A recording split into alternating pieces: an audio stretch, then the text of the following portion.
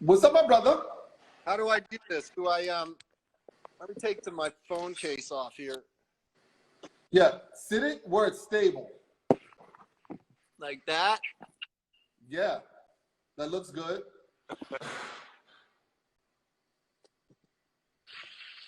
All right. Can you hear me? I can. Beautiful. How you doing, man? I'm doing all right. How about you? I'm hanging in there. Yeah? Hanging in there. That's good. Yeah. All right. So tell us where you're from and what you do. Let's start right in with the questions, huh? Well, how was your day? What's that? How was your day? Well, so far it's been all right. I had one call this morning, got that out of the way. Last night, my neighborhood's been going crazy the last few days. So where's your neighborhood? I'm in sort of Chinatown, Little Italy, right on just east of Soho. So,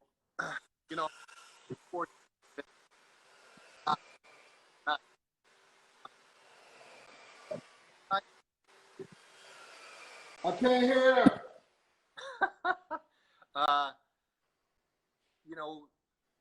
There was some helicopters and some sirens, but it was dying down by about 10.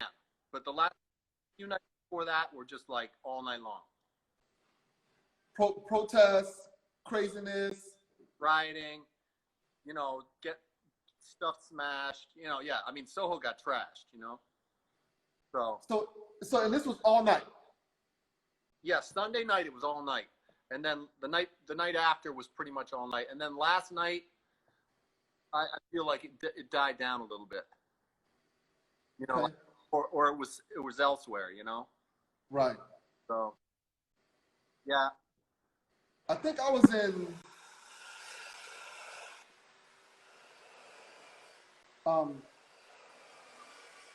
and I asked them to be quiet on the song. Yeah. So give me a couple of minutes. It's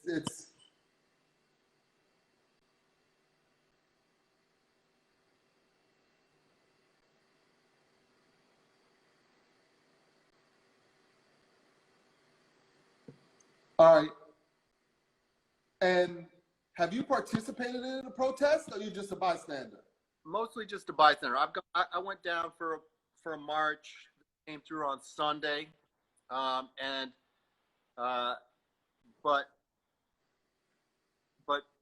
I've been in my neighborhood. I've been a bystander just because it's come through sort of March, but at a riot. When I'm outside, at dawn, whatever, it's just like broken down into chaos, and it's just everything. You're going in and out. Your sound is going. Hold on. Is that better at all? I think so. Let me see. I think the microphone is on the bottom of this thing. That's good. I like that. Yeah? Yep. Okay. So when you see the protest coming through, how many people? Is it like mobs and mobs? Well, yeah, it's mobs and mobs. On Sunday night, it was like just packs of people, had broken down, and it was just, that's when Soho got trashed. So it was like packed people and cops all over the place chasing everybody down.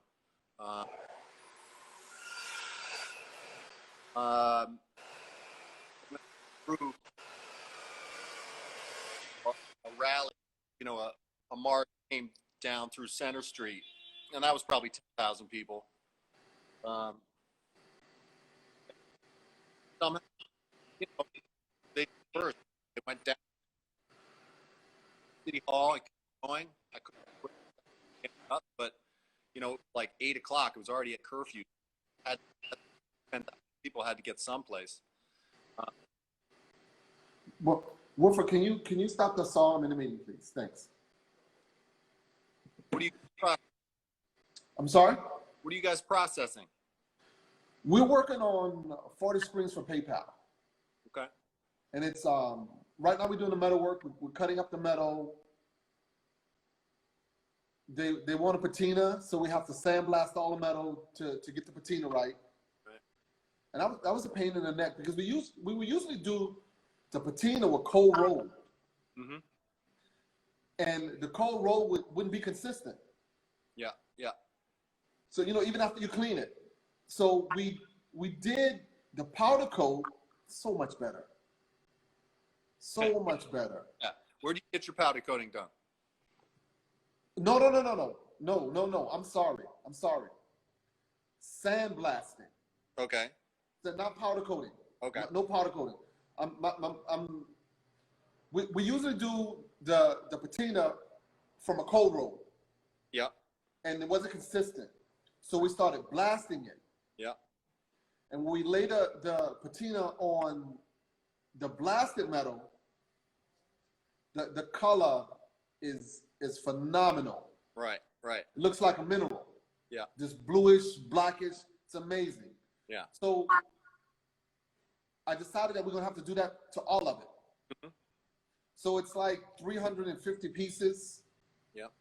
And we're blasting it all now. Then we're going to weld it, grind it out. We're going to do the patina, and then we're going to spray it with the perma. Right. Who does your sandblasting? We do. Oh, no shit. Yeah, we do it all. We do almost everything here. Yeah. Almost everything. Growing into a monster. I'm trying, man. But as you know, a monster is a lot to feed. I know. Well, yeah, I know your operation is many limbs. Yes. Right. Yes. I was talking to a guy yesterday about that. And he said, do you think it's better to do a lot of little things or do a little of a lot of things? And I said, in order for you to do a lot of little things, you got to be damn good. Yeah. Yeah. You got to be damn good to do those little things and have that drive the business. Yeah. Yeah. Otherwise, you got to. Yeah. You got to be able to. Yeah, you gotta do what people ask. And when we started, I was trying to, do one thing. And you can't determine what you're gonna do. The business does that. You just determine how you're gonna do it. So we allow the business to tell us what direction it wants to go in. And we just manage that direction, kind of what we do or don't want to do. Yeah, you try to steer it as best you can. Exactly. I mean, it's just like a big thing, and you're just trying to get it over towards the thing. It's hard. I mean, I've fought with that forever. It's like you're always working, but you're like, but I want to be doing this, and it's that stuff towards it's but it it takes a lot of different things coming together to get it there. Yeah, I mean it's like I think when I first met you, it was with Rob, and we were talking about Taylor Hayes and how he could do all of this stuff so well, and it's a lot. Mm-hmm. Yeah, and he did great. yeah, he's a boss. And that's I have a lot of different interests. There's a lot of things I love, but you can't always do them. No, I mean, yeah, and yeah, and you just listen. Your voice is not coming through. It's not? Sometimes it is, sometimes it's not. Okay. Yeah, my phone's an old one. It's a 7. All right, so listen, let's get into the questions. Oh, okay, go.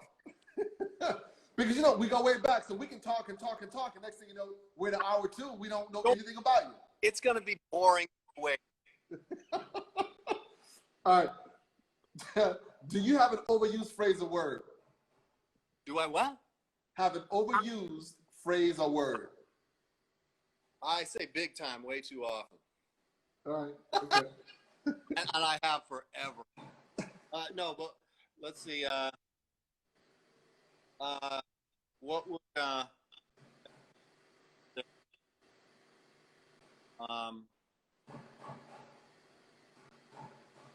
I got like while I'm working, I got like songs I'll with I got, you know, basically they're like, don't stop with that, I'm gonna kill you. All right. Do you have a least favorite thing to do? Manage. Yeah.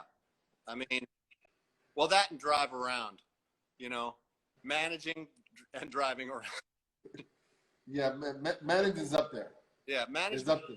It's like you do it because you have to if you're going to work beyond just you.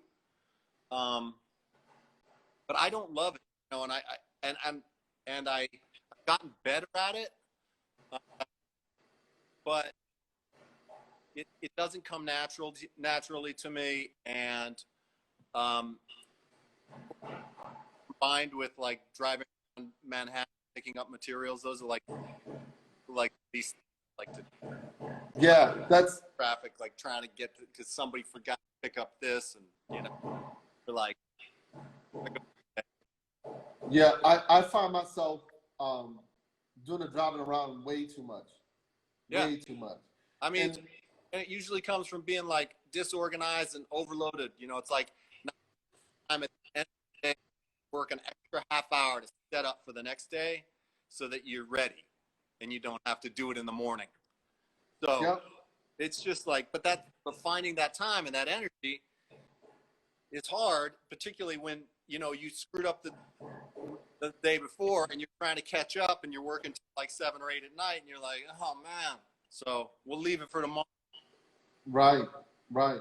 You know, and it's also come from, oh, we forgot that. Yeah. We should have got more and we didn't. Yeah. Good. What is your most favorite thing to do? I like coming in the morning and having something to take out the clamps. You know, something I just did the night before. So it's sort of like I got a bunch of things going on, and I get up and I'm like, ooh, I got that thing that I just glued up last night out of the clamp. So that's a lot of fun. Okay, so people have different, and I'm with you. People have different ideas on clamping. I like to clamp at night. Yeah. To leave it in overnight, and like you, unclamp it in the morning and continue working on it. Yeah. Some people clamp in the morning. Hey, you know, clamp when you got to clamp. Whatever works. Yeah. For me, it's just like, you know, I clamp whenever I'm in process, but I just love when I've sort of worked late one night, finally got something clamped up, I come in the morning and take off those 50 clamps around that thing and see if it's stuck. You know, that's fun. All right. What is the one thing you would change about your spouse or significant other? Well, I only have a dog. So if I had to change one thing about him, where is he? Oh man, nothing about that guy. All right. What makes something told me you were single, like all the way single. I've been married, but I've had, you know, girlfriends for years and years, but I've never been married. No kids. Right. What makes you tick? Well, you know, I don't know. I'm always working. I'm always sort of like trying to, you know, for me, my work is sort of like my expression. So if you're, I'm not particularly articulate. So it's my way of trying to community. So what that, making furniture or making textile work or making artwork or whatever it is, that is an extension of my personality of everything. So, but why do that? It's satisfaction with not being able to say it, or just I don't, I guess that's part of it. I don't know. I'm kidding. And that's funny because I've never ever thought that you would have a problem expressing yourself. Yeah. Well, I can go talk wood and talk shop. You're right. No, you're correct. You're correct. Yes, you're right. You're right. One thing to talk about, another thing to try to describe what drives you crazy about this world. Yeah. No, you're correct. You're correct. Because some things we are in touch with, and some things are hard to touch. What irks you the most? What What irks you the most? What hurts me the most? Irks. Yeah, you're sick. All right, there we go. What irks you the most? Irks me? Can you hear me? Yes. I can't. Did you say what irks? I did. I said, what irks you the most? What irks me the most? Yes. Okay. You mean in what realm? Life. Listen, and Mark Jupiter just came on. Don't get him started either. Just what irks you the most? Take it from the top. We don't want to go too deep. What irks me the most? Oh shit.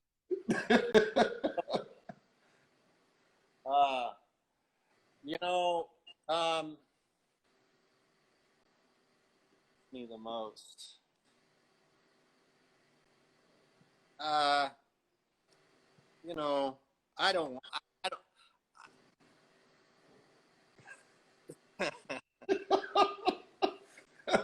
Say it, man. Just ignorance, stupidity irks me the most, and everything from just the way people go about their lives, to how they do their job, to anything. It's just sort of like it's the dumb show. Like it's what Okay. People going through it, just just people just careless.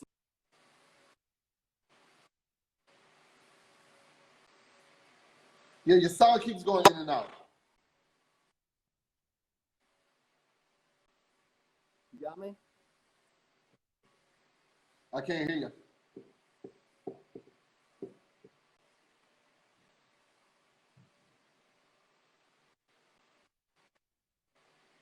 A little bit.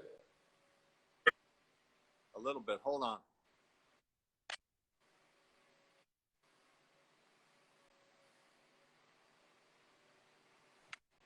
All right, better. I think. Better. Yes, all right, good. I don't want to sound okay. But go. All right. What sound bothers you the most? What sound? Yes. Multiple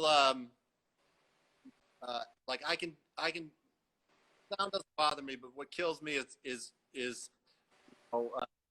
music and the TV. I always have music on. Or I have a podcast on. I can't do both. Like I can't do multiple things I'm supposed to do. Right. So what kind of music do you like? I'm kind of all over the place. And that's everything from, probably 50s, everything up rock and roll through contemporary. I freeze. Yeah, you're frozen, but I hear you. I freeze. Okay, so how long have you lived where you are? Am I there? Yeah, I hear you, but your screen's still frozen.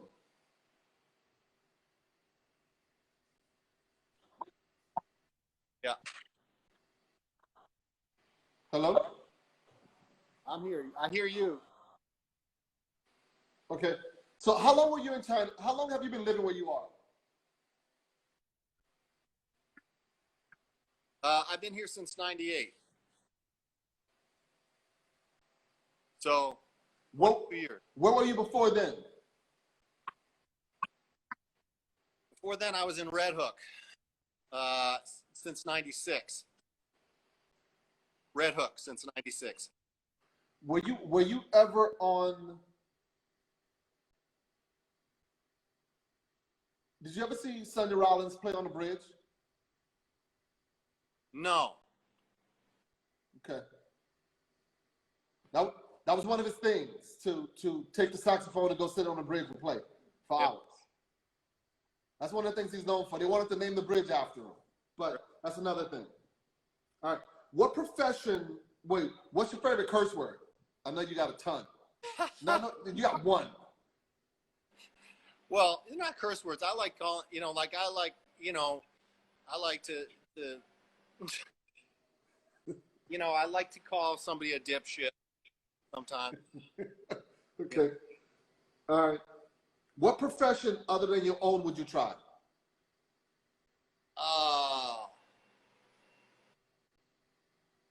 Well, I've got several that I kind of play around at. So, but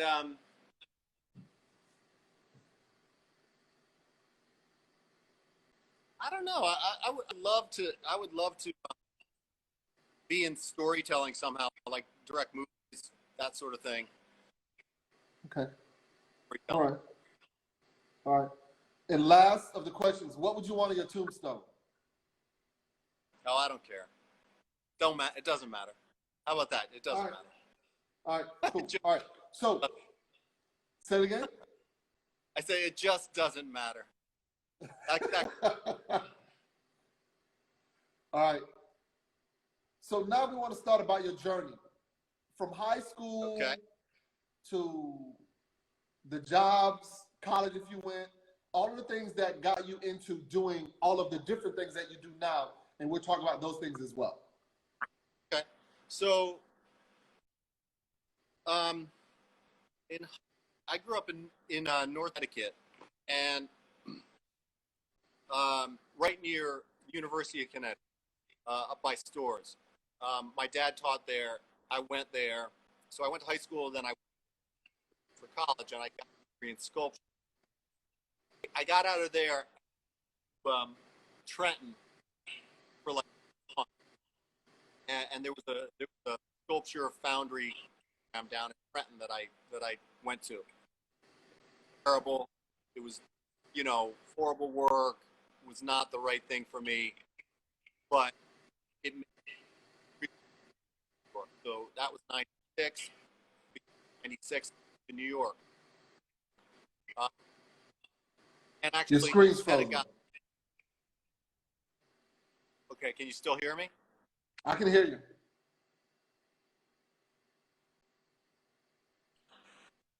Should I try moving where I am? I mean, where you are right now is great. I'm just wondering if it has anything to do with my location. It could. You can try moving. Yeah, if you think there's a better spot for you. Anyway, yeah, I know. I'm thinking over by my window, but a truck and all sorts of noise. Let's do this until if it keeps dropping out, I'll go over there. So, but I did meet a guy who I still am friends. He moved up to New York at the same time. Well, actually, he was my roommate in New York when I first got here. He's a ceramic artist named Darren Corona. Shout out to Darren. And came to New York in '96, um, and I had done, some basic sort of like trade works, but not much. I'd painted, I'd done a little bit, but that's what I got into. Right, pretty much right away, started working for a contractor, uh, and we just did renovations on the mostly the Upper West Side of Manhattan. Okay, now let me ask you to put all this in perspective. Yeah. Were you an avid bike rider then as well? I didn't start riding my bike in the city until about Okay, well, you can get to that. You can get to that. Yeah, in 2000, 2001. So okay. First there, I was just running around, trying to learn trade work with this general contractor, worked at all this stuff. Great guy. Taught me, electrical, plumbing, construction, cabinetry, everything. Just, it was like he had like a 3-man crew, and it was just on. It's 70-hour weeks, and that for about 4 years, and then split off, and I just started contracting on my own. And about 2000, I first started making furniture. And that evolved. Okay, let me ask you, and you're still going in and out. Okay. With your furniture, it seems like you use materials that we use for something else, stuff that we take for granted, stuff that people don't have a second thought, and you turn it into something functional. Where did that come from? Well, that came from, working in those materials in construction and sort of trying to solve problems about function aesthetics with a lesser material, and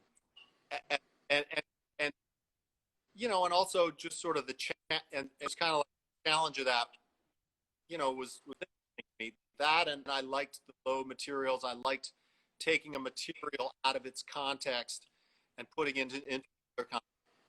Like taking that out of context too. Like I liked applying like a cabinetry process to a construction material, like treating a sheet of strand like it was a piece of plywood. So that was sort of the beginning work.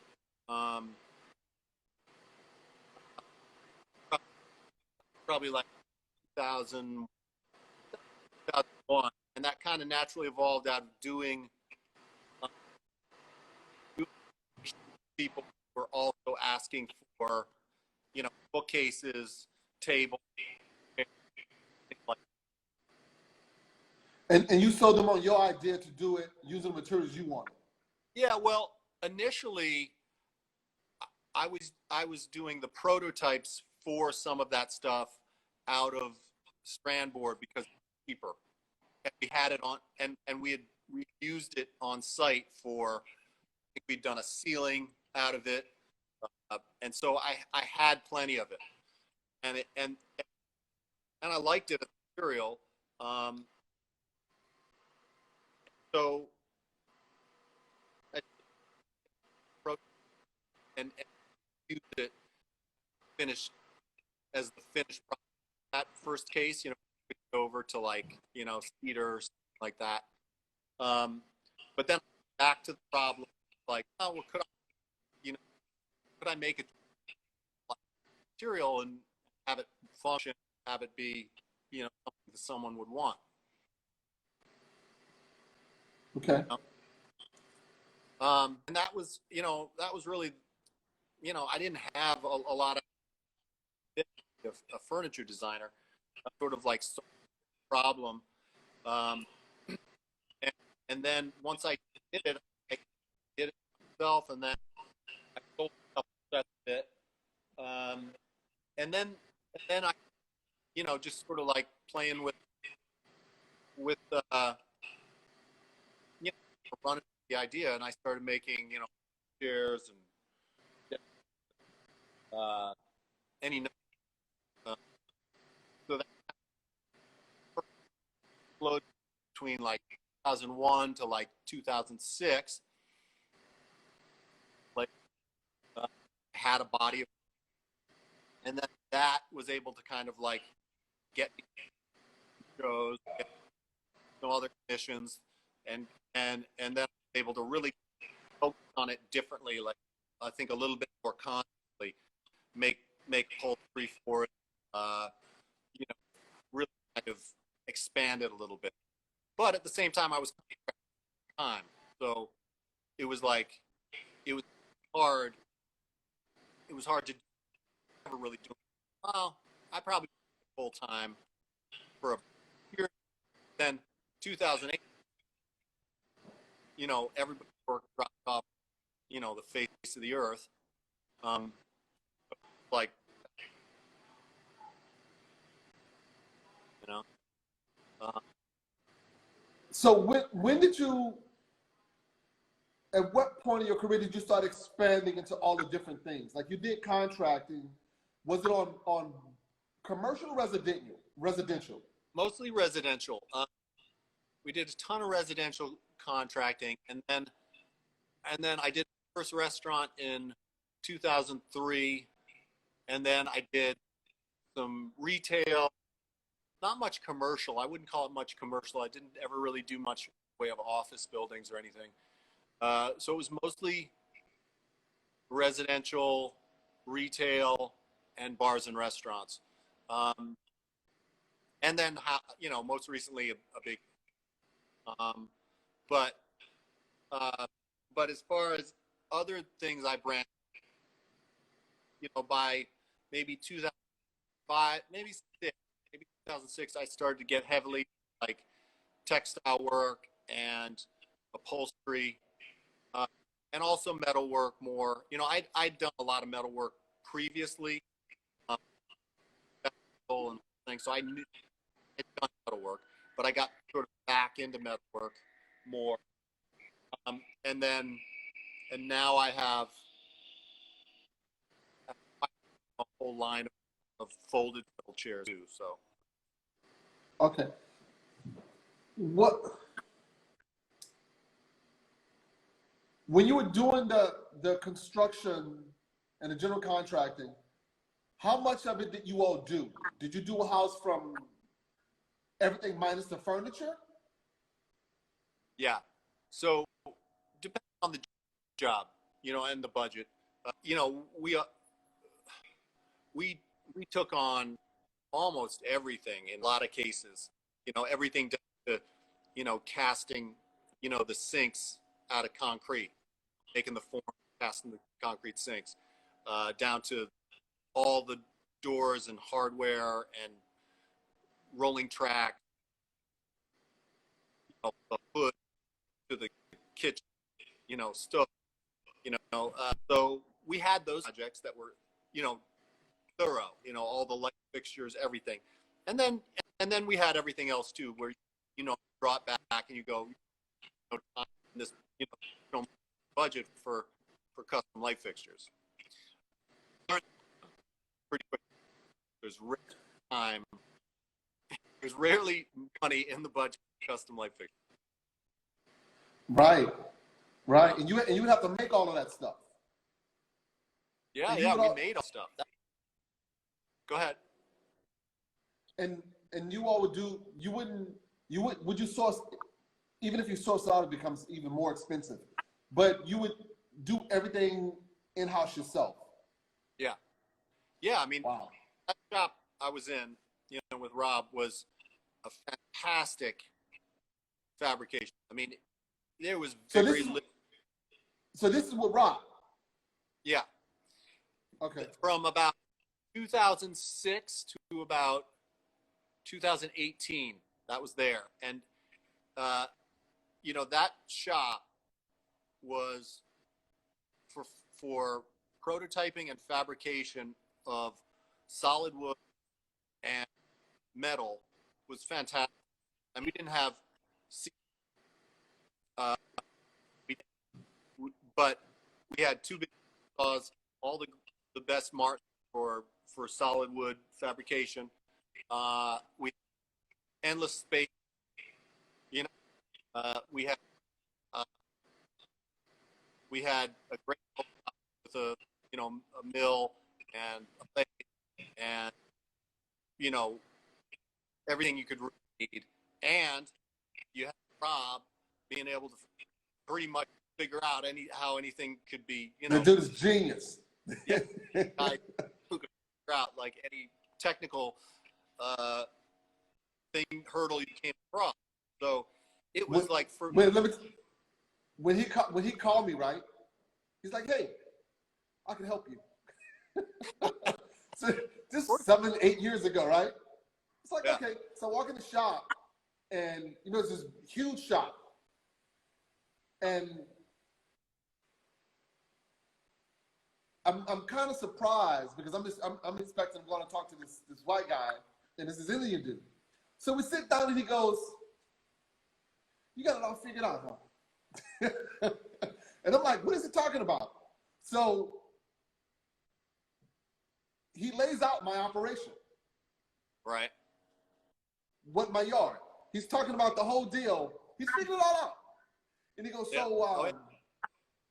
and then he starts putting numbers on everything. So he goes, so your sawyer should be X amount a day. Your labor for this should be X amount a day. The whole bit. Give you a lesson. Yeah. Because at that point, Chris, I didn't do all the numbers. I'm hustling. I'm trying to make it all happen, right? And he put me on pause. Yeah, he put me on pause. Yes, he put me on pause, stopped, and was like, "Here you go. This is what it's actually costing you to business." Yeah, it's good to know. Yeah. Otherwise, run around picking up wood, sawing it, don't know what it's worth. That's when you price. Right. Say it again. I said that's when the prices. Yeah, it is. That's really when the prices went up, because I think I don't even think I really had a shop then, because my curved legs came from him. I drew it out, and he said, "Okay, I'll be right back." He went in the shop, did it. He goes, "How about that?" And then he had the guy doing the rendering drawn up on the computer. He goes, "How tall is it going to be? It's going to be 30 inches high. How wide?" All that he did for me right there. And this was, before any of that. He was on it. And that week or two, he put everything in perspective for me to move forward. Right? Yeah. So I'm like, "Listen, whatever you want, come by, I'll hook you up." Yeah. And he goes, "Okay." So 3 or 4 months, he sends me an email. He goes, "Hey, what's up?" I go, "When are you going to come by?" He goes, "Why am I going to come by? Why don't you just drop something off?" I'm like, "Man, I got a yard full of wood. What do you want me to drop off?" So, but yeah, great guy, man. Did he ever go up? Did he ever go up there? No, he never came in my yard. Never. Well, he's got enough. I mean, he's got so much, but he'd end up just, it's like, where is he going to put it? It's got so much wood. Yeah, because I think when we had that conversation, that's what he wanted to do. He wanted to get into milling lumber.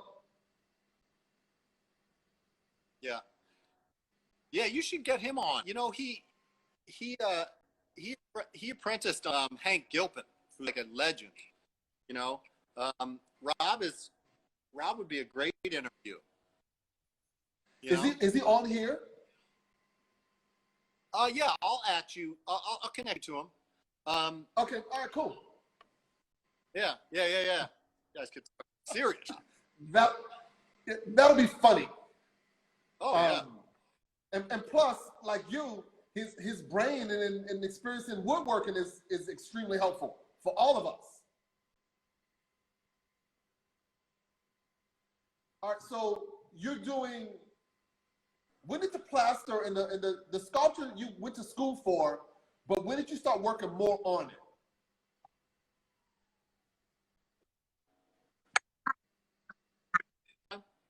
I said, I know the sculpture you went to school for, but when did you start working more on it professionally? Well, you know, I did it continuously from school. You know, I went to the John Atelier, which is like a sculpture foundry in Trent, New Jersey. So I was making work then. I came to New York at the beginning of '96, got this garage in Red Hook that I lived in. I was making work then. The thing is, once I went full time into with the guy, I realized one, I was working like 10, 12-hour days, and that I needed to combine the two as far as the play. So kind of when I went from being like, you know, the guy who was doing work, come home and be a sculptor at night, to the person doing like my work is, I was about what my sculpture was going to be, or what my output was going to be, that was related to that, not only in material, also in sort of process and space I was doing it in. So it was like, it was here to be more to. I didn't have to come home and shift gears and do this completely other thing. It was like I was thinking about stuff on construction sites that would relate to then the same process, material, and the same space. You know, go to my the guy I was working with, Prince. I'd go to him in the evening, and he worked sort of transition right to from clock to being off the clock. So that work 12-hour day and be productive and keep my ideas going, so that, you know, once I get a little bit further down and have to work necessarily a 12-hour, maybe a 10-hour day, 8-hour day.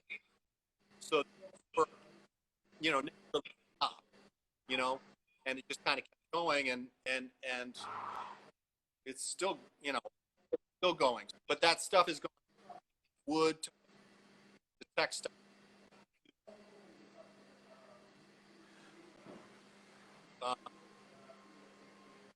You know, kind of, it all. Yeah, you're breaking up a little bit.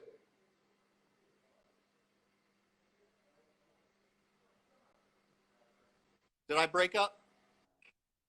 Yeah. You got. So you're good now. Okay. Okay, let me ask you. So anyway, that. Are you in your? Say that again.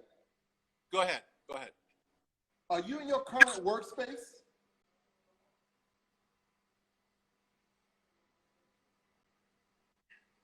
Okay. Can in my you hear office. me? I can hear you. Can we get a little tour? Can you show us some stuff? Or is any stuff there?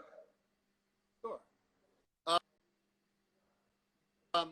So what's behind me is a book I'm working on. So that's this is my sort of edit of like 20 years worth of work. And so the book is a collection of your work. yeah, so the book kind of covers. Well, I'm trying to have it cover everything, which I was really having a hard time with, because I've got everything from, you know, furniture to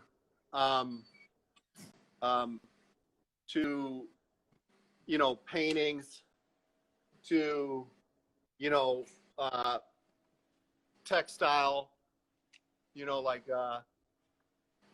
you know, quilts, so I've got kind of like this big, you know, like that's a painting. So I've got this huge sort of like, to me, it's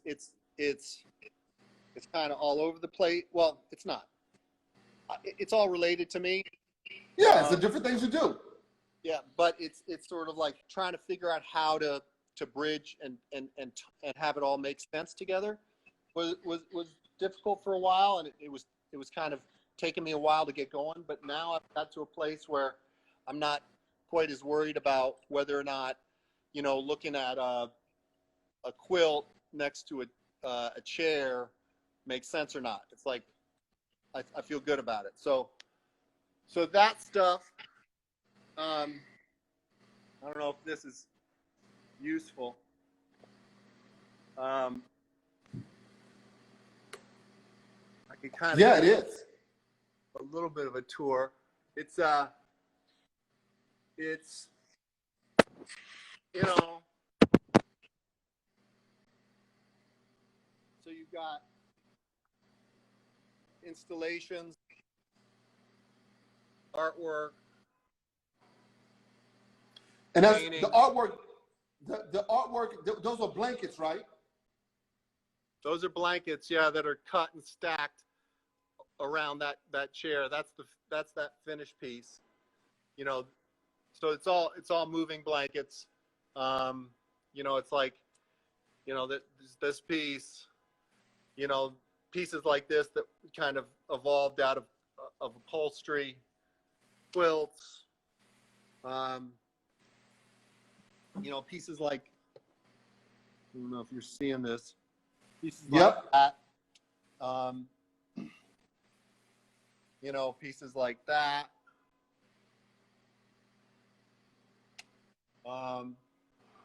Anyway, so I'm working on that book. My place, let's see if this works at all. So I've got, like, that's a piece there. Nice. These are some old, you know, some old prototypes. That's not so old. There's my dog. And then I've got furniture stacked up that has to get shipped out of here. Where's that going? This is 8 of those are going to Kansas City, and the other 2 are here in Manhattan. Okay. And then I got funny little prototypes out of steel and stone. You know, another prototype. That's one I've produced a bit of. This is metal. This.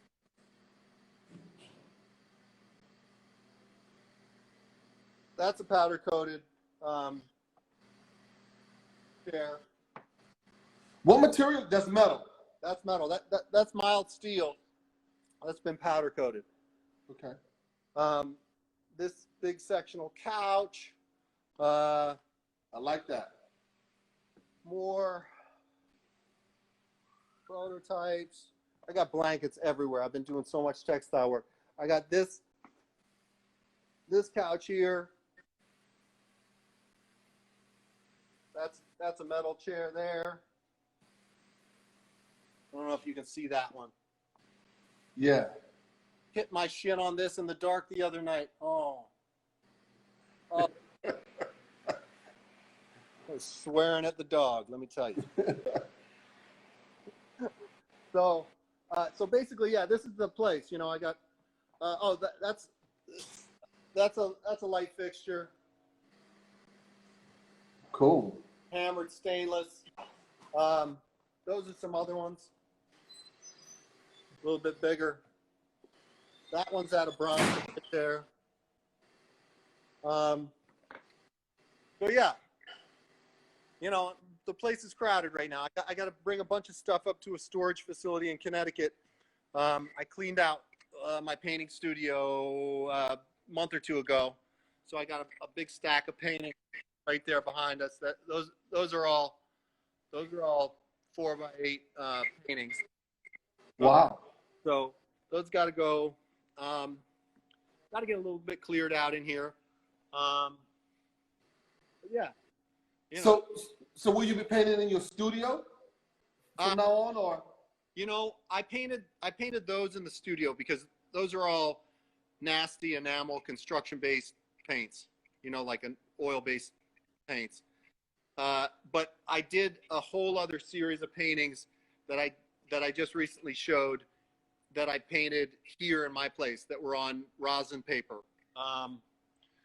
They're all, actually, you can see them. They're all sitting up there on top of that right now. But I painted all of those here. That was last year, and I just had a show that they were in that we had the opening for, and then instantly shut down for the pandemic. So, you know, there you go.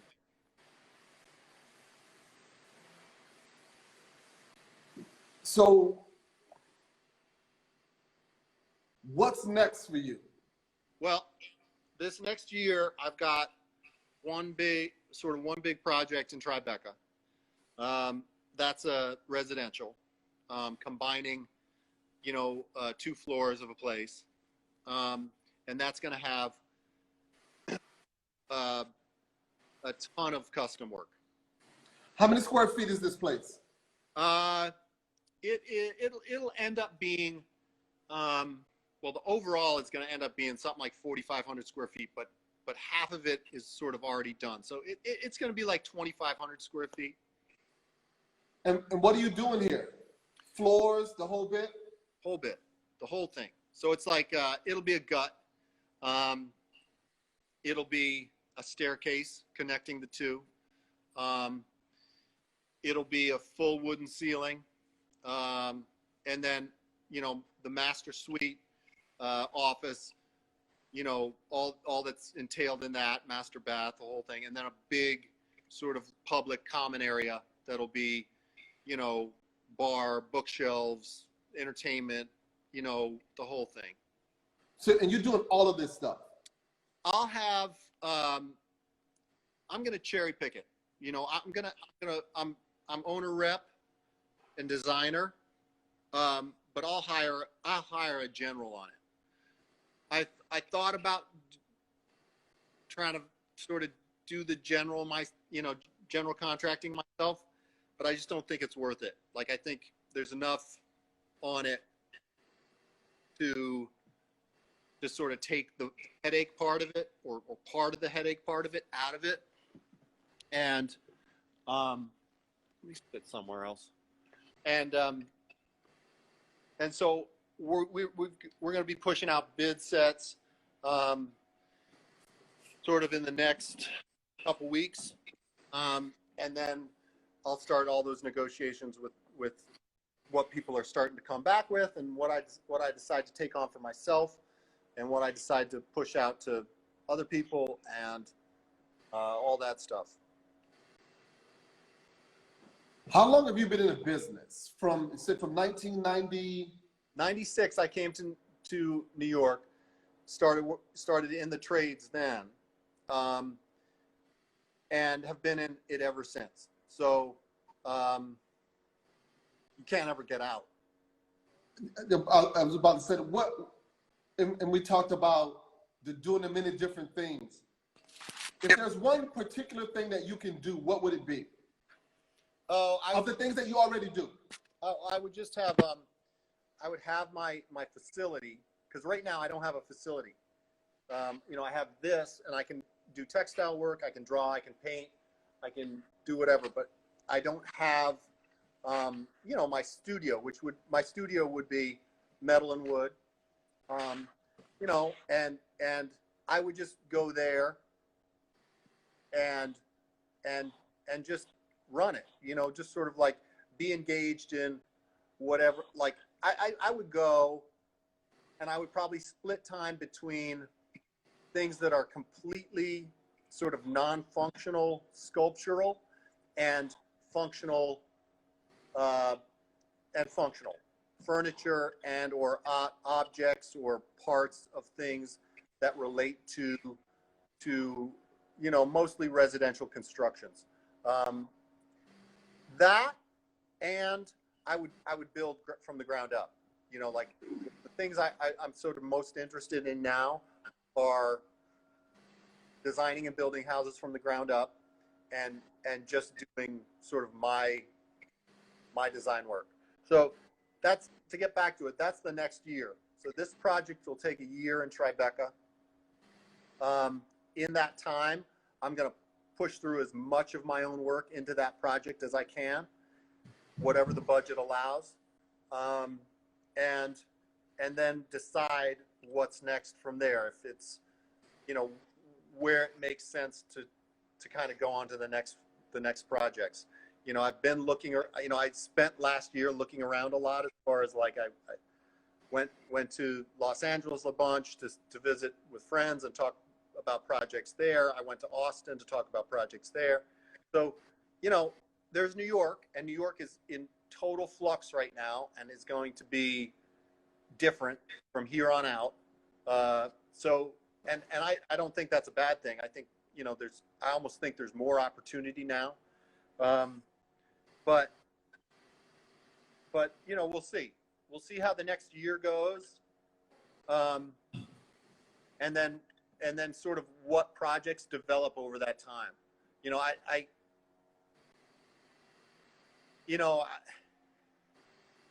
one of the things that's interesting about buildings from the ground up is that they may take you other places, maybe not full time, but you may, you know, build a house in Pennsylvania, or you may build a house in California or wherever. And fortunately, I have the luxury that I don't have, you know, kids in college and all that. Right. And potentially, if I do land one of those things, you know, I can go and be there for big parts of it. And you know, being on those sites and sort of seeing that stuff from start to finish is pretty fun, you know? All right. So we have 60 seconds. Oh, go. No, they just give you an hour. I got you. So every hour you gotta recharge. Right. So what do you want? Thank you, brother. I appreciate you coming on. Yeah, this was fun. And I look forward to working with you. Yep, me too. We got to talk. I got a ceiling that we got to get the wood for. Yeah. Well, when you're ready, I'm here. I'll try and get up there next week. Okay. All right. All right. Well, all right. Good talking to you. Stay safe. All right, brother. You too. Thank you. Sure thing. All right. Have a good one. You too, man.